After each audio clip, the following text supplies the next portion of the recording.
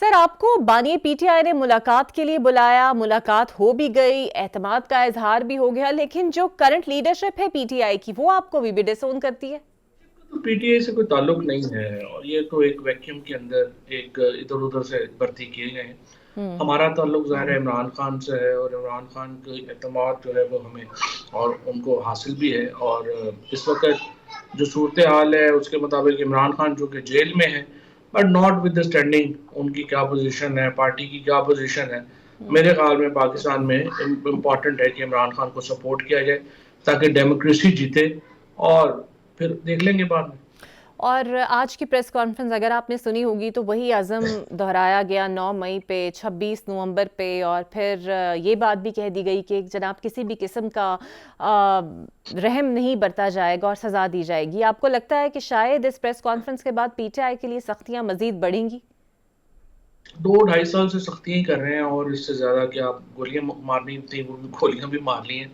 اب اس سے زیادہ اور کیا سختیاں ہوگی؟ ٹی وی یہاں پہ میڈیا بیچارے کے اوپر سینسرشپ ہے، فنڈامنٹل رائٹس معطل ہیں، آئین ختم ہے، جوڈیشری ختم ہے، ای سی پی ختم ہے۔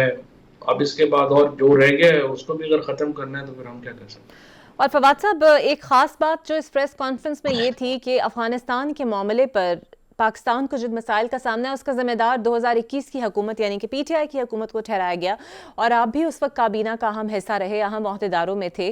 کیا کہیں گے، کیا واقعی اس پر کوئی پشیمانی ہونی چاہیے پی ٹی آئی کو، یا پھر کوئی غلط پالیسیاں یا غلط فیصلہ ہوا اس وقت؟ میرا تو خیال ہے کہ اس وقت جو حکومت کی پالیسی ہے افغانستان کی وہ بہت ہی کنفیوز ہے، اور کوئی سمجھ ہی نہیں ہے کہ پالیسی آخر ہے کیا۔